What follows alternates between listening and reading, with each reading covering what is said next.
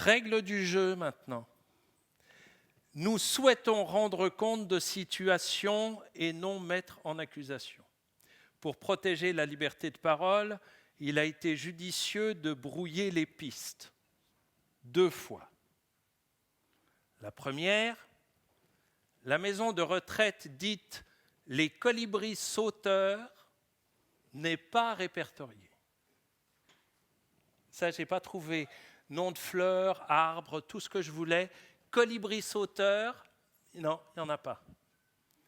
La seconde, la petite ville de Pigiville-en-Caux reste introuvable à ce jour en Normandie.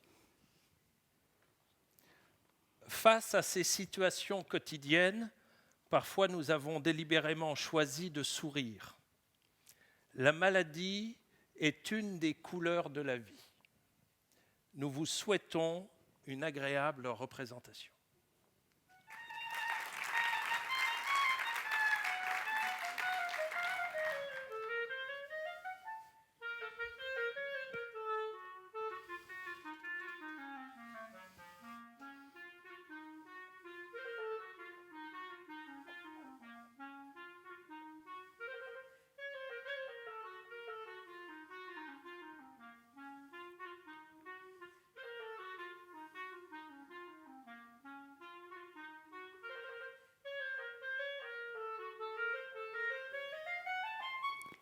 Je suis très sensible à la reconnaissance. Et auprès de mon mari, il y a un problème de reconnaissance parfois. Parfois, je lui dis « Jamais ça t'arrive de reconnaître un peu ce que je fais ?» Mais bon, voilà. Je ne demande pas des merci, je ne demande pas des grandes courbettes, mais au moins un peu de reconnaissance. Ma sœur allait chez notre mère tous les jours.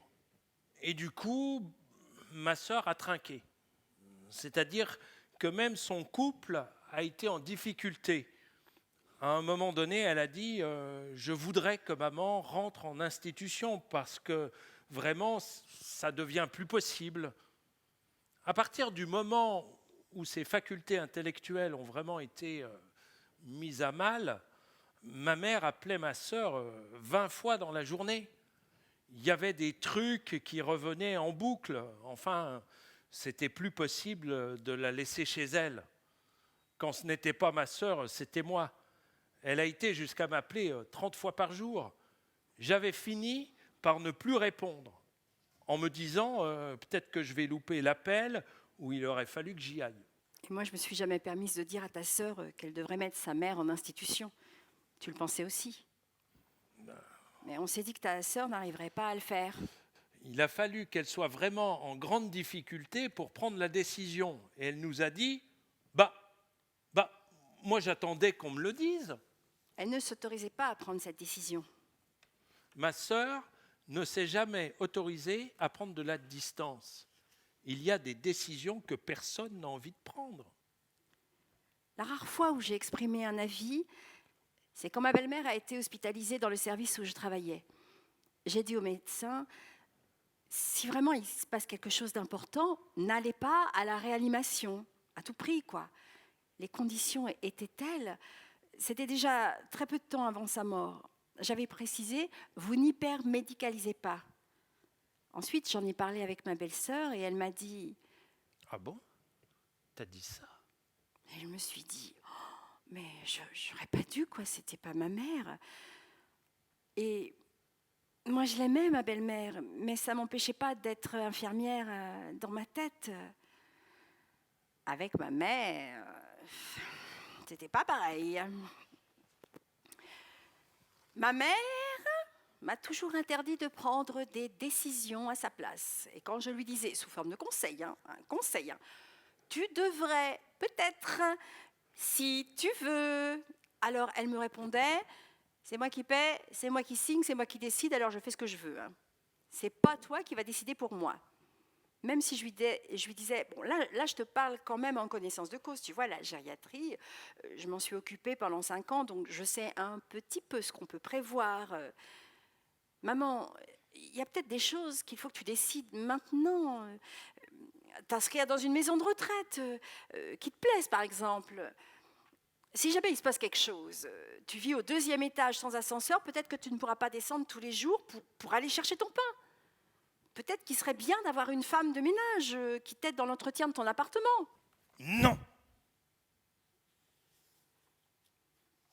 Alors qu'on avait toujours connu notre mère comme quelqu'un d'ouvert, de moderne, avec l'âge et les lésions cérébrales probablement, tout d'un coup, ça a été le niet.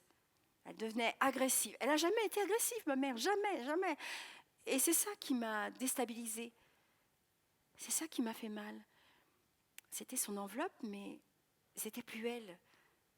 C'est très perturbant. Des solutions qui n'en sont pas. Et pourtant, ce serait si simple. Eh bien non.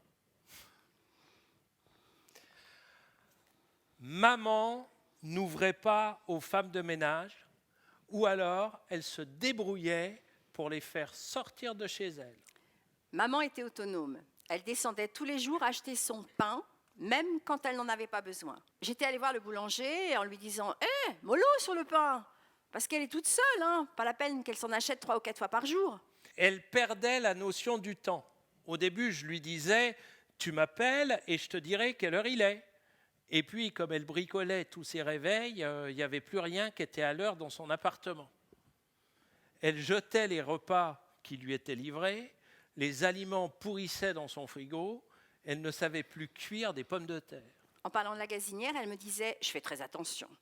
Mais quand elle la nettoyait, elle n'arrivait plus à remonter les feux. Elle m'en a voulu le jour où j'ai fait fermer le gaz. Elle m'a traité de tous les noms. Et pourtant, je lui avais expliqué, hein, tu sais, tes voisins, ils ont peur. Je lui avais acheté une plaque électrique, mais elle n'était plus en capacité d'apprendre à l'utiliser. Une de ses douleurs sourdes a été de se rendre compte qu'elle n'arrivait plus à apprendre quoi que ce soit de nouveau. Et même ce qu'elle savait faire, elle ne le savait plus. Maman n'avait plus conscience de ses manques.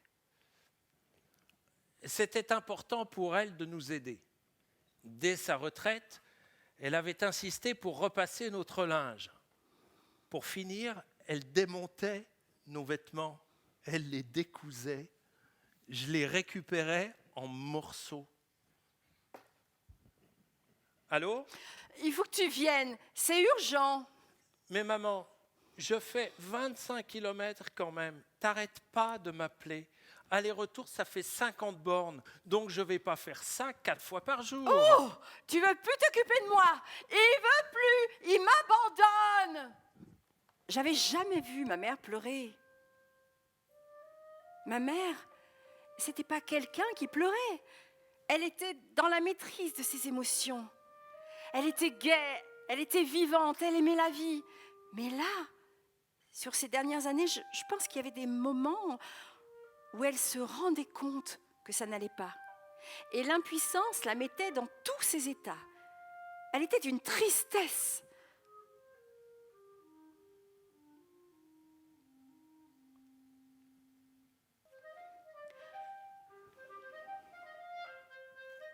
Pendant les 2 dernières années, la maison de retraite Les Colibris Sauteurs a proposé à ma mère 3 places qu'elle a refusées. Mais aujourd'hui, c'est moi qui me présente pour que la direction accepte d'accueillir maman.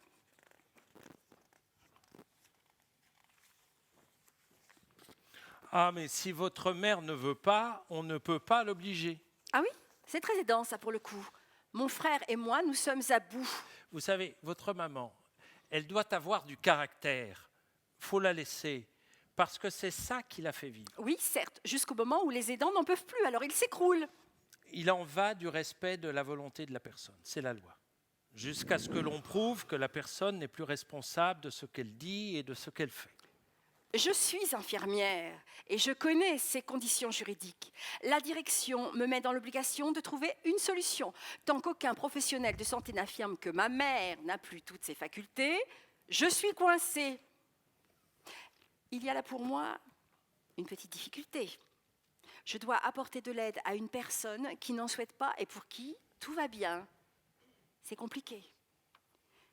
Dans ces conditions, comment obtenir le consentement de ma mère ? Une des conséquences de la maladie de maman, c'est qu'elle n'a plus conscience de ses manques. 4 ans auparavant, elle avait accepté d'aller consulter une gériatre. Malheureusement, je connaissais la praticienne. Au sortir de la consultation, ma mère me dit aussitôt « J'irai plus voir ta copine, c'est ta copine, je ne veux plus la voir ». La gériatre avait eu le temps de me dire « Oui, il y a un début de problème ». Vous devez présenter un papier signé par un professionnel de la gérontologie. Ma mère refuse de consulter. Si personne ne signe, votre mère ne rentrera pas dans une maison de retraite. Mais qu'est-ce que je fais, moi? J'attends la catastrophe, qu'elle se fasse écraser, ou qu'elle mette le feu à l'immeuble, ou que je m'écroule? Vous êtes tout de même confronté à une personne malade dont on sait que le jugement est altéré. J'en ai aussi beaucoup voulu au médecin traitant de ne pas se positionner. Il la voyait tous les 3 mois. Il voulait bien lui faire toutes les prescriptions pour de l'aide à domicile. Et pourtant, je lui disais, elle veut pas de femme de ménage. Elle la met dehors. Ses repas, elle les jette. Mais vous savez, c'est son caractère. Elle a toujours été indépendante.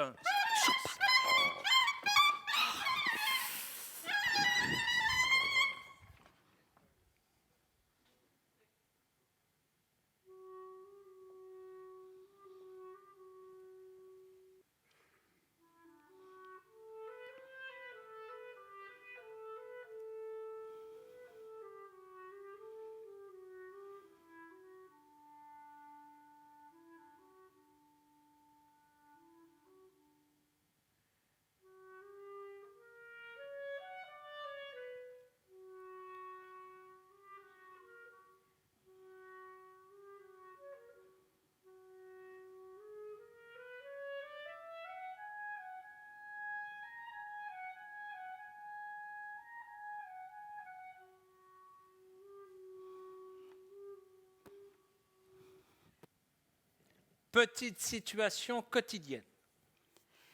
Bernard faisait partie d'une association de cartes. C'est moi qui l'ai inscrit pour qu'il joue aux cartes le mercredi et le vendredi. Comme ça, lui, il était occupé pendant 2 heures et puis moi, après, j'allais le récupérer. Il jouait à la manie. Les joueurs se sont aperçus progressivement que Bernard se trompait quand il jouait. Et puis un jour, on l'a mis de côté.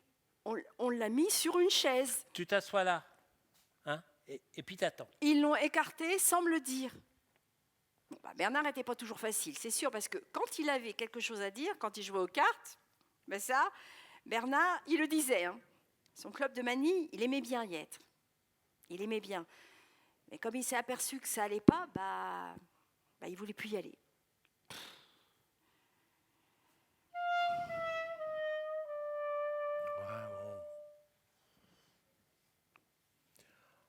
En balade, des fois, maman rencontre des enfants.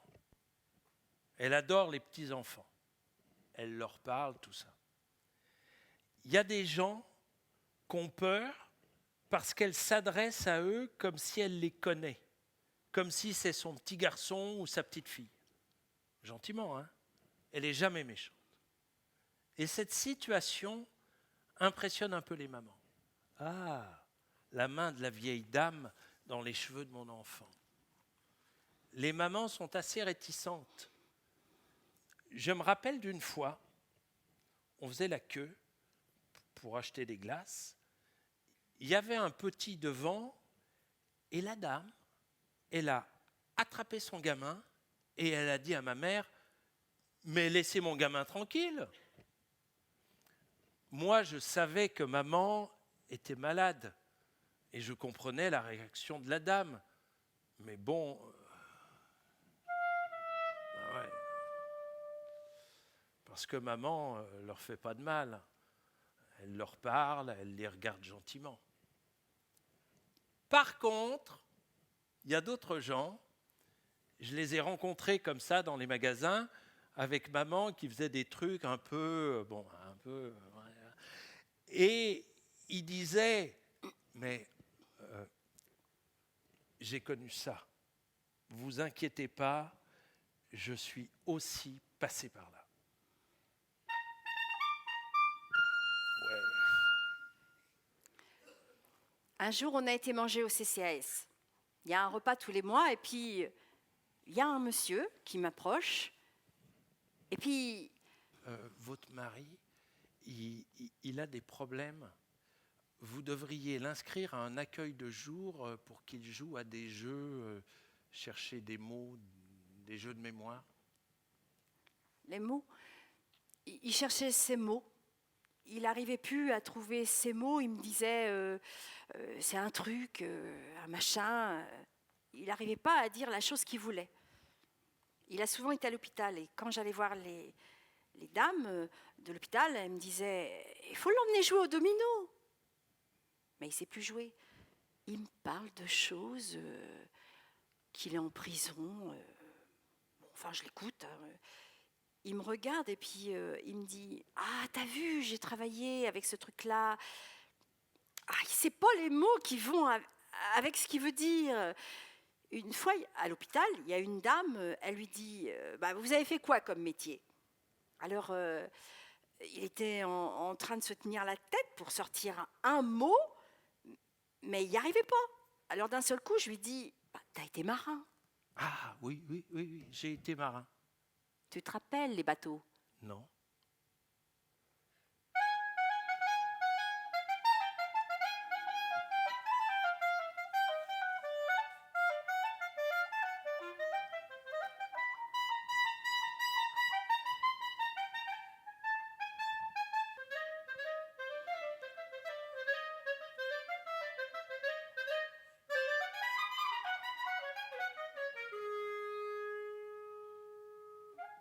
Parfois, les contraintes les plus simples deviennent une source d'épuisement.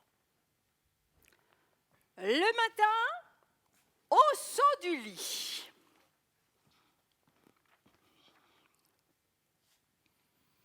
J'ai envie d'aller aux toilettes. Alors très bien, tu vas aller aux toilettes. Mon mari a une chaise pot. Bon, enfin bref.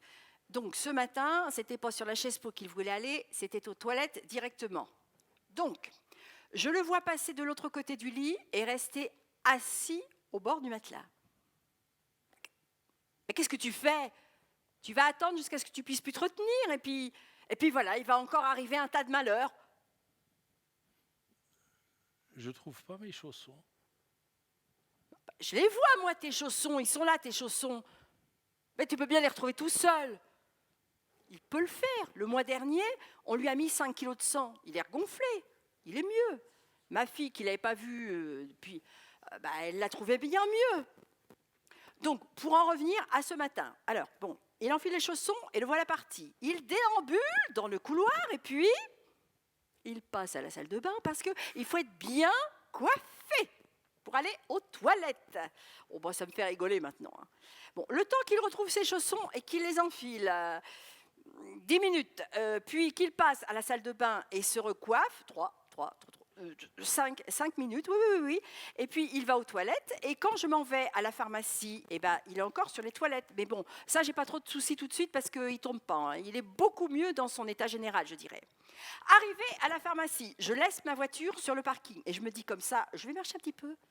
Je vais encore marcher un petit peu. Je vais être en retard, ça c'est sûr, mais je vais marcher au moins. Je vais marcher, je vais crier dans les bois. Autre chose que le piétinement dans la maison. Là, voilà, je vais crier là. Oh, je vais lâcher le truc. Oh, tiens, c'est par là que je vais aller. Non, c'est plutôt par là que je vais aller.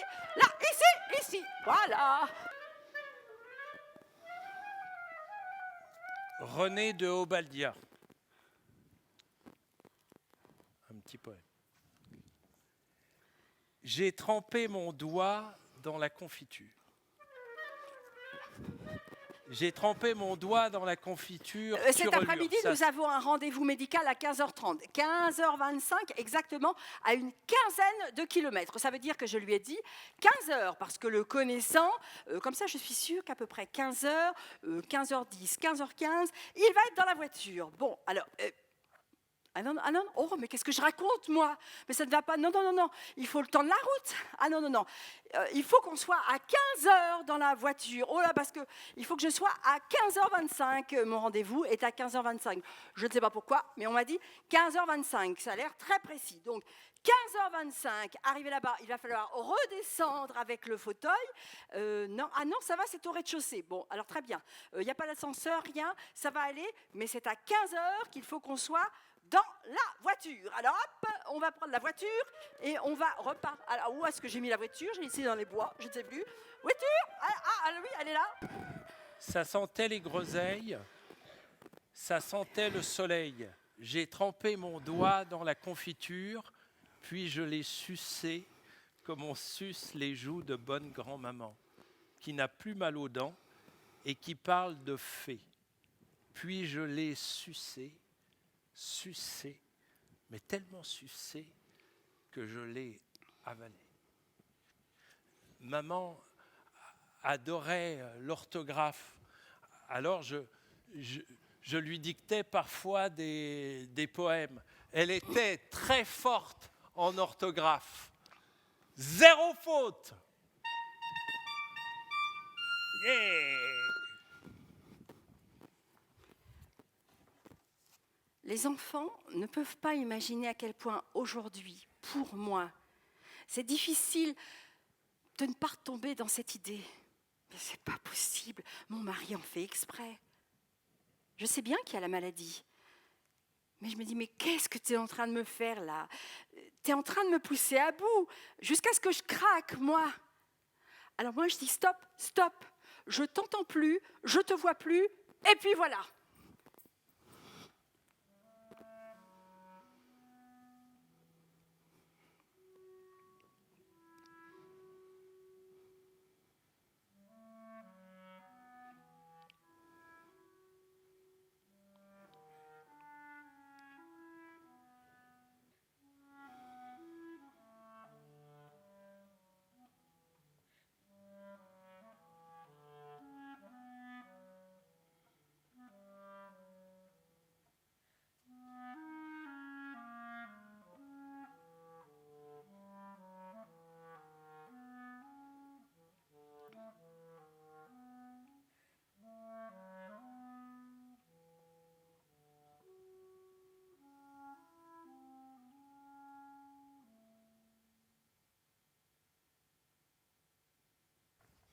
Pour que vous compreniez bien la situation, mon fils Julien ne respecte pas les règles.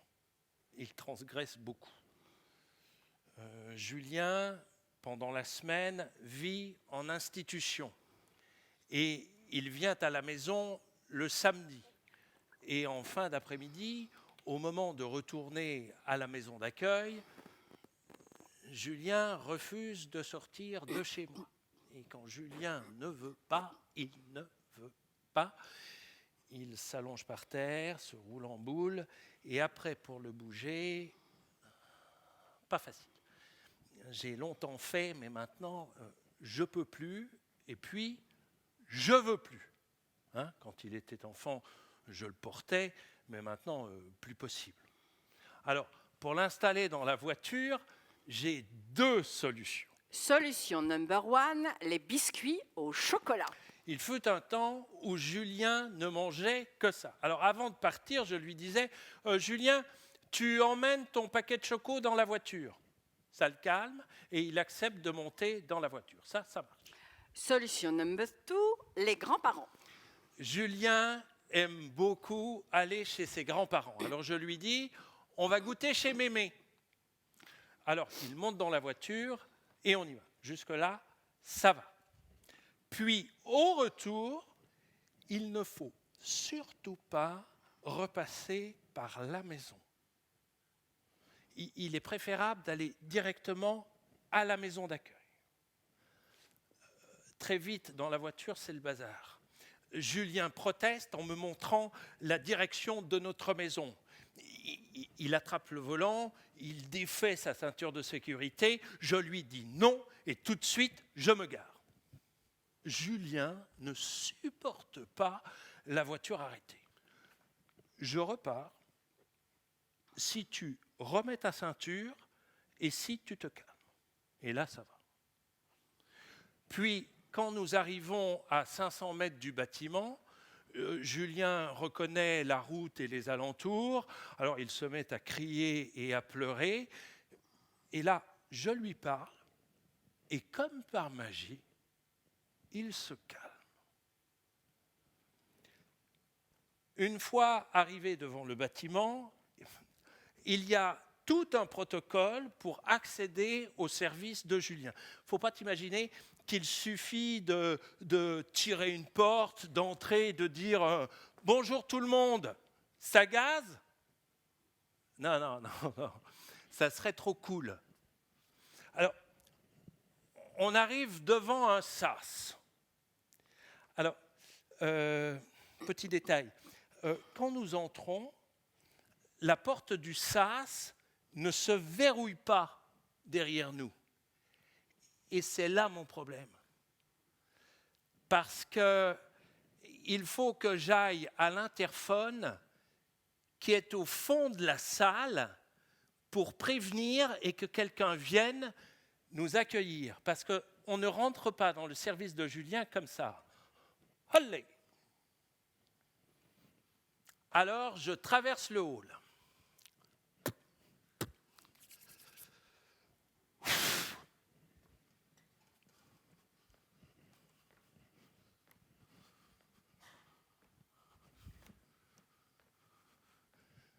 Là, je suis au maximum. Hein.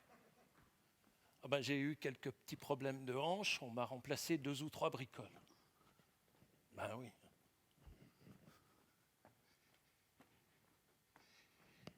Et quand j'arrive à l'interphone,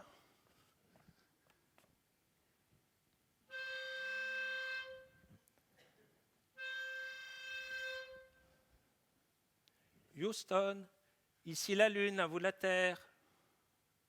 Ouh, allô, allô, allô. Ah zut, Julien est encore parti. La première fois, j'ai eu très peur parce que je pensais que Julien se sauvait. En fait, non. Il a horreur d'attendre. Alors, il fait le tour et rejoint son service par l'extérieur. Remarquez, ça serait plus pratique pour moi aussi. La solution de Julien a créé au sein de l'institution quelques tensions. Après de nombreuses réunions, la direction m'a conseillé « Madame, vous pourriez passer par l'extérieur, ce serait plus pratique pour vous. » Ah ouais, j'y avais pas pensé.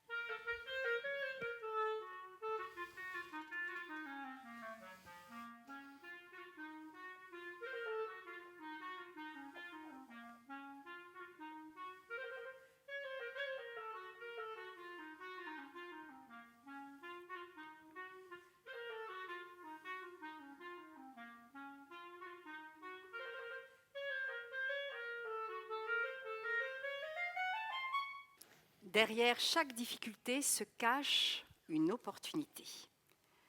Dans un parcours d'aidant, il nous en arrive.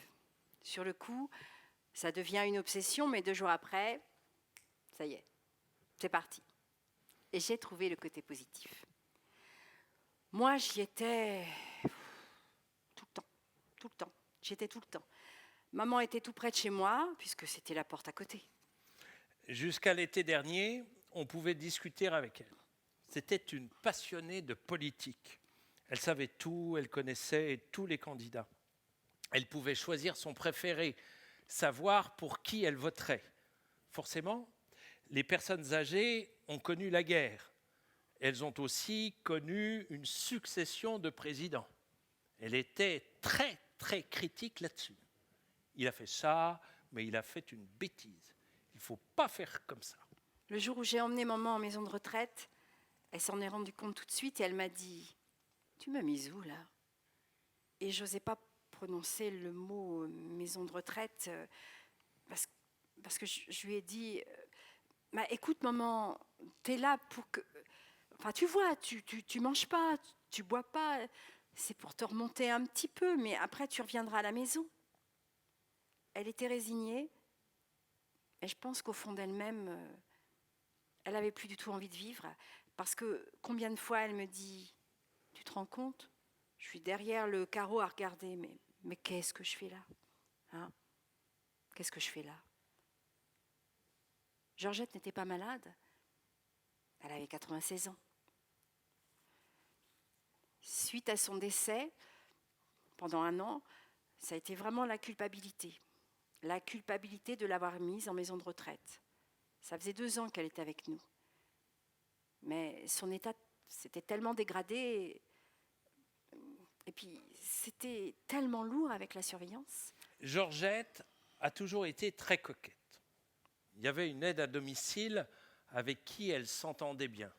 De temps en temps, Vanessa lui mettait du rouge à ongles et tout. Elle la maquillait. Quand j'arrivais, je lui demandais « Oh ben dis donc, tu es de sortie ce soir ?» Elle me répondait « Oui, oui, c'est Vanessa. Comme je me sens bien, on va peut-être aller en boîte de nuit toutes les deux. » Maman avait des moments où elle était vachement marrante. Il y a eu des repas de famille où c'était une vraie boute en train. À la fin de sa vie, le dernier repas qu'elle a fait avec nous, c'était Pâques. Et donc, comme toutes les fêtes, tout le monde est à la maison, et voilà. Et systématiquement, dès que les enfants venaient, ils allaient chercher maman pour qu'elle soit avec nous. Je ne sais pas, cette journée-là, elle était complètement euphorique. Alors voilà, elle nous a fait rire. Elle qui mangeait pas beaucoup, qui buvait pas beaucoup, eh ben cette journée-là, je pense qu'on aurait pu lui donner une bouteille de champagne entière, je crois qu'elle l'aurait bu. Bon alors, comme j'ai des enfants qui sont très gais, alors elle lui disait « Bon allez mamie, on t'a connue, tu fumais le cigare, allez tu nous fais une petite démonstration. » Alors mamie, elle s'est mise à fumer le cigare. Et puis après, dans la soirée, elle m'a demandé que je la remette chez elle parce que c'était trop une journée comme ça.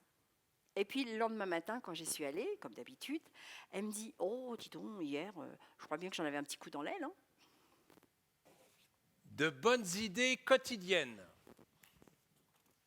Cette armoire, dont on ne sait pas quoi faire, est devenue le miroir de la vie de Rolande. Je laisse sa fille vous en dévoiler les secrets.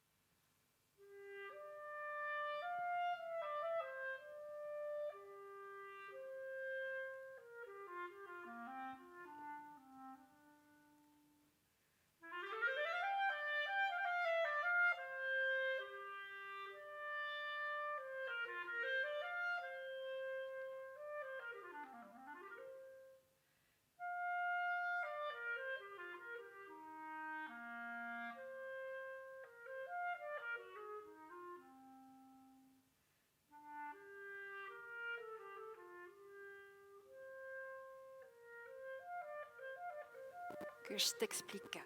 Maman était insomniaque. Elle dormait au rez-de-chaussée et toutes les nuits, elle se baladait dans la maison. Une fois, je l'entends. Qu'est-ce qu'elle fait? Et je me poste en haut de l'escalier. Et dans l'obscurité, elle arrive de sa chambre et puis elle reste un petit moment au milieu de la salle, elle fait comme ça. Et puis après, elle fait le tour de la maison et puis elle revient dans la salle et après, elle va vers le placard où il y a les gâteaux. Elle ne croit pas faire de bruit.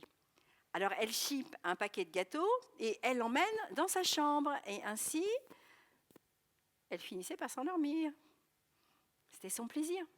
Chaque nuit, elle trouvait dans ce placard tous ses gâteaux préférés. Les petits écoliers. Ah, il y avait aussi les macarons. Ma mère était vieillissante mais en forme. Quand il y avait les cerises, alors là, c'était la fête.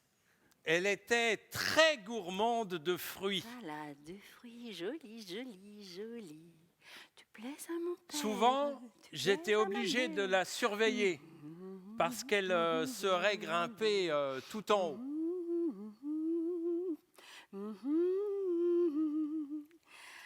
Chaque jour, je faisais avec mon mari la préparation de ces médicaments parce qu'il y avait quand même pas mal de médicaments à prendre. Alors, c'est lui qui les mettait dans le pilulier qu'on avait acheté. Et je lui disais, tu les mets là le matin, le midi et le soir. Alors, il faisait ce que je lui disais. Et puis, progressivement, il ne savait plus. Suite à une attaque, Bernard a dû être hospitalisé.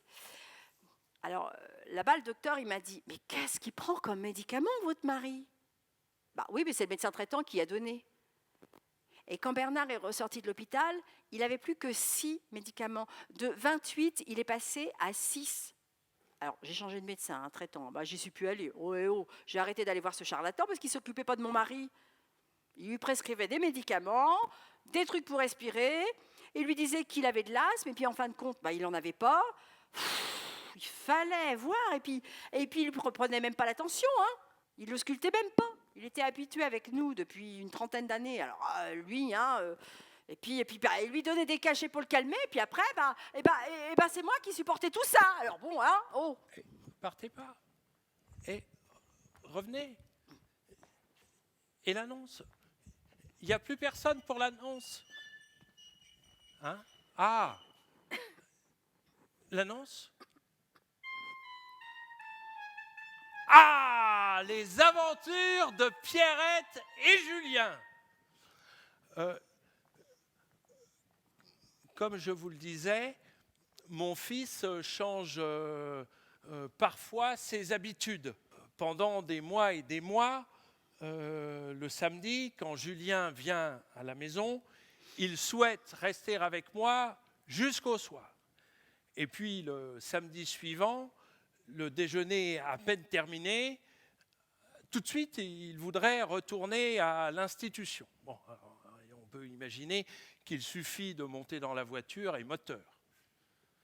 C'est un tout petit peu plus, comment dirais-je, un tout petit peu plus nuancé.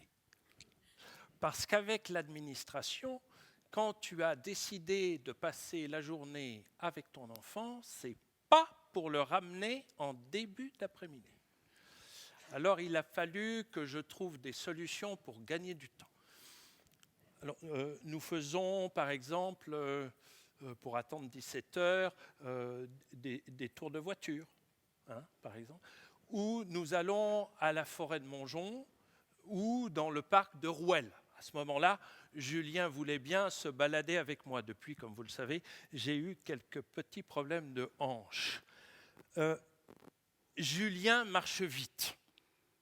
Alors nous avons une façon bien particulière de nous balader. Il ne s'agit pas de contempler une petite fougère qui pousse ou de s'émouvoir devant le réveil de printemps, un bel après-midi de printemps justement, le réveil de la nature et tout ça.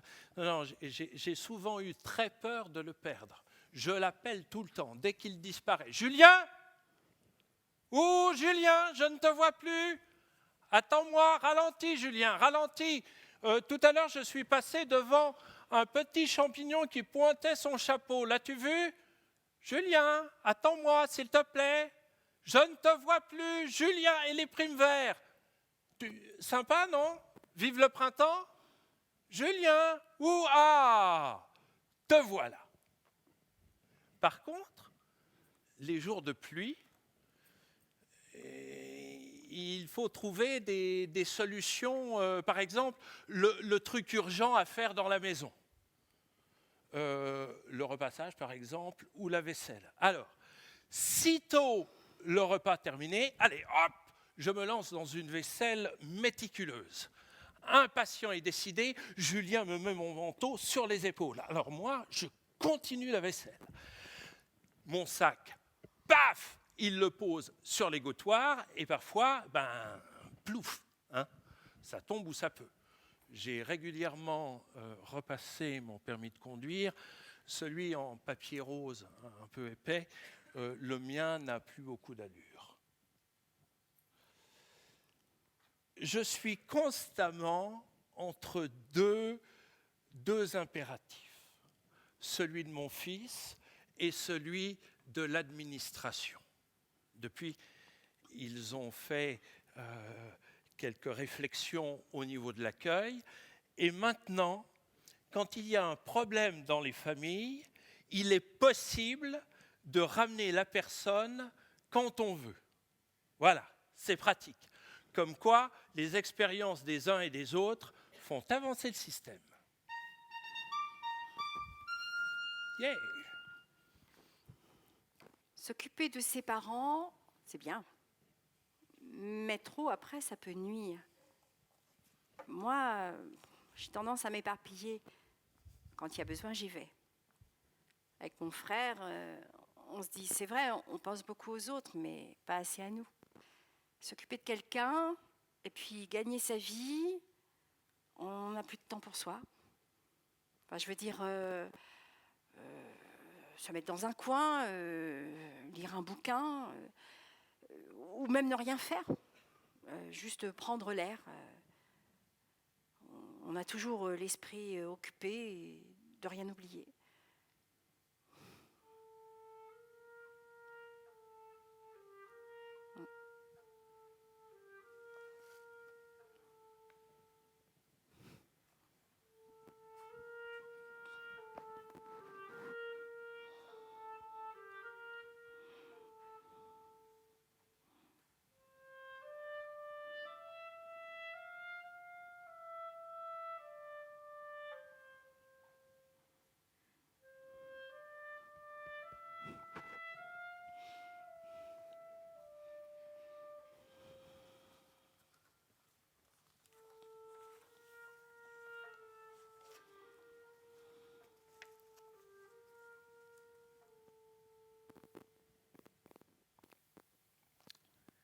Je travaille à Fécamp et je finis à 14 heures. Avant que Nelly soit en maison de retraite, ça me permettait de passer, pas tous les jours, mais régulièrement. Je venais là parce que franchement, j'étais inquiet par rapport à ma mère. Souvent mon père, je me demandais s'il se rendait compte de l'état de ma mère. Il vivait avec elle, ça le choquait, pas plus que ça. Je pouvais lui faire des remarques. T'as vu Nelly, quand on discute, elle ne suit pas les conversations, c'est bizarre. Non, mais peut-être qu'elle oublie. Mon père s'était habitué à ces petits changements. Mais moi, je venais de l'extérieur et ça me paraissait évident. Mon père ne dormait plus, il craquait quoi. La nuit, il avait peur qu'elle se lève, donc il était à l'affût de ce qu'elle faisait dans la maison. Maintenant que Nelly est en institution, je continue d'aller voir mon père parce que du coup, il ne fait plus rien. Il reste chez lui. Il me dit... Je fais la sieste. J'ai pas que ça à faire non plus. Si j'y vais pas, je ne sais pas comment il ferait. C'est moi aussi qui peut-être le couve un peu trop. Une chance qu'on ait la musique. C'est un musicien. Il est à fond là-dedans. Lui et moi, on aime ça. Oui, on aime ça.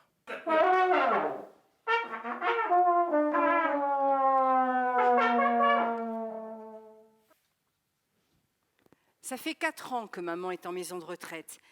Et elle a vu 3 personnes en 4 ans. Quasiment personne n'est venu la voir. Et moi, parce que maman, elle ne fait pas peur. En plus, maman, c'est que de l'amour. Tu vas la voir, tu l'embrasses. Et puis en plus, c'est pas contagieux, Alzheimer. À des moments, ça bouillonne là-dedans. J'aime bien me vider la tête de temps en temps. J'aime bien faire du dessin, des choses qui me permettent de... J'aime bien le silence aussi.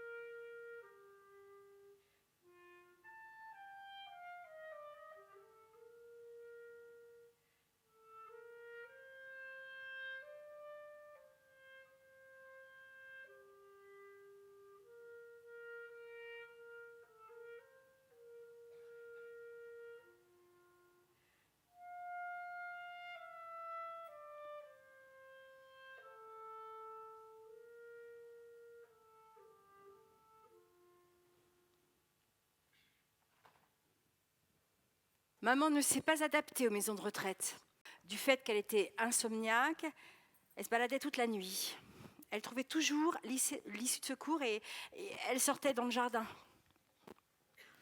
Je me rends compte que dans les maisons de retraite, il n'y a pas assez de personnel pour accompagner dignement toutes les différentes pathologies. Quand il y a des résidents comme ça, c'est fou, quoi. Ils n'ont pas pu gérer ça. C'est terrible. Et c'est pourquoi ils l'ont éjectée. Elle n'est pas restée dans cette maison de retraite. On peut se faire virer d'un lycée, ça tout le monde le sait, mais on peut aussi se faire virer d'une maison de retraite. Exactement. Exactement. De 2 maisons de retraite, elle s'est fait virer. Conseil de discipline et tout, hein. Trouvez-vous un autre établissement. Allez hop, on la vire. L'administration n'arrivait pas à gérer le fait que ma mère était insomniaque. Mais maman, elle a toujours été insomniaque. Toute sa vie, depuis la guerre. Elle avait 14 ans. Elle se baladait et l'infirmière de nuit la retrouvait dans d'autres chambres. Elle réveillait tout le monde. Elle descendait, un truc rigolo. Elle allait dans le local du personnel et on la retrouvait la nuit en train de bouffer les gâteaux des infirmières, leur réserve de gâteaux. Allez hop, hop, hop, hop, hop, on vous vire. Du coup, la solution au moment du coucher, c'était de verrouiller sa porte. Mais un soir, elle a pris conscience qu'elle était enfermée. Elle a dû appeler, personne venait. Et d'après ce que m'a dit une infirmière, maman, ça l'a affolée. Alors, elle a claqué un pot de fleurs sur la fenêtre et ça a été un réveil pour une partie de l'étage. Allez hop, on la vire. Arrête! Ah, mais bon. Le soir, je ne voulais pas en parler trop parce que je sais que mon mari est sensible. Il est sensible. Je peux me mettre sur son épaule et pleurer un bon coup. Et souvent, sa solution, c'était d'essayer de me faire distraire, de me distraire. Mais quand j'ai rentré maman à l'hôpital, je suis allée pleurer sur l'épaule de mon frère d'abord. Parce qu'on se comprend bien. On est en phase tous les deux. Et mon mari, je voulais le préserver. La maladie crée des contraintes auxquelles chaque aidant trouve des solutions. Marido et Jean-Luc souhaitent être autonomes dans leurs déplacements. Qu'ils se rendent à des fêtes de famille, qu'ils souhaitent profiter des soldes, partir à la neige ou rejoindre l'Italie. Ils roulent en toute sécurité sans être des hors-la-loi. L'ingéniosité de Jean-Luc a pétillé de milliers d'étincelles. Marido voyage à côté de son mari, un point, c'est tout.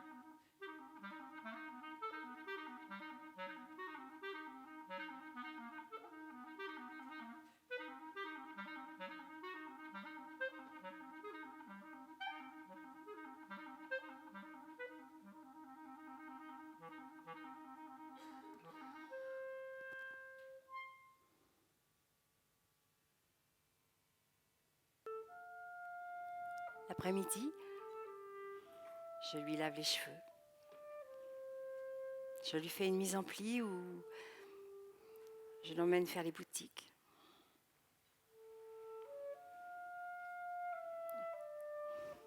On discute de tout et de rien, quoi. Je m'occupe d'elle.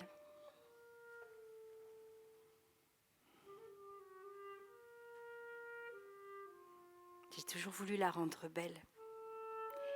Et encore maintenant, je lui achète ses vêtements. Elle aimait être jolie, alors bon, ben voilà.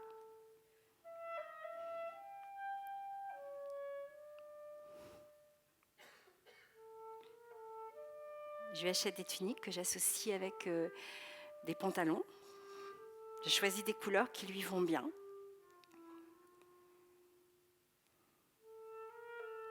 Comme elle a les cheveux blancs, je lui prends du bleu-gris, du fuchsia, du mauve aussi parce que ça lui va bien au teint. Des couleurs qui la rendent gaie. Quand elle était encore à la maison, maman est passée du 48 au 40. Elle mangeait plus beaucoup, donc elle pouvait s'habiller dans plein de choses. Et je me souviens, quand elle était malade, elle adorait essayer plein de choses parce que ça lui allait super bien. Elle était toute mince. C'est limité dans les grandes tailles. Hein. Et puis, c'est pas très beau, ou alors c'est un peu vieillot. Tandis que là, elle pouvait mettre plein de choses.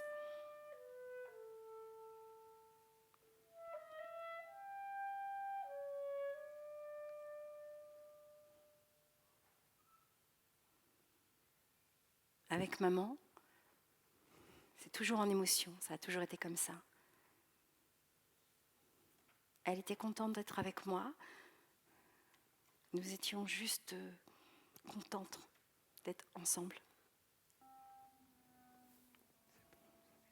J'aime les gens qui doutent, les gens qui trop écoutent leur cœur se balancer. J'aime les gens qui disent et qui se contredisent et sans se dénoncer. J'aime les gens qui tremblent, que parfois il nous semble capables de juger. J'aime les gens qui passent moitié dans leur godasse et moitié à côté. J'aime leurs petites chansons, même s'ils passent pour des cons. J'aime ceux qui paniquent, ceux qui sont pas logiques, enfin pas comme il faut. Ceux qui, avec leur chaîne, pour pas que ça nous gêne, font un bruit de grelot. Ceux qui n'auront pas honte de n'être au bout du compte que des ratés du cœur. Pour n'avoir pas su dire, délivrez-nous du pire et gardez le meilleur. J'aime leurs petites chansons, même s'ils passent pour des cons. J'aime les gens qui n'osent s'approprier les choses, encore moins les gens. Ceux qui veulent bien n'être qu'une simple fenêtre pour les yeux des enfants. Ceux qui, sans oriflamme et daltoniens de l'âme, ignorent les couleurs. Ceux qui sont assez poires pour que jamais l'histoire leur rende les honneurs. J'aime leurs petites chansons, même s'ils passent pour des cons. J'aime les gens qui doutent, mais qui voudraient qu'on leur foute la paix de temps en temps. Et qu'on ne les malmène jamais quand ils promènent leurs automnes au printemps. Qu'on leur dise que l'âme fait de plus belles flammes que tous ces tristes culs.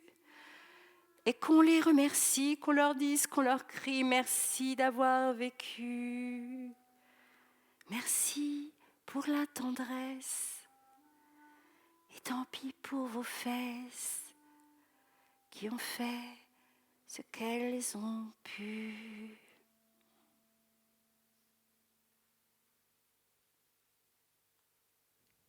Anne Sylvestre. Les gens qui doutent. Je vous en prie.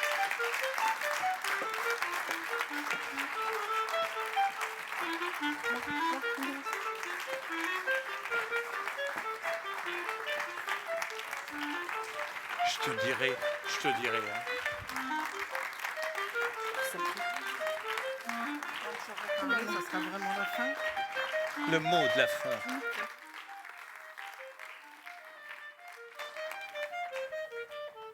Dans chaque difficulté se cache une opportunité. Sur le coup, ça va devenir une obsession. Mais 2 jours après, ça y est, c'est éclairci. J'ai trouvé le côté positif. Et puis, j'ai la solution. C'est reparti. Voilà.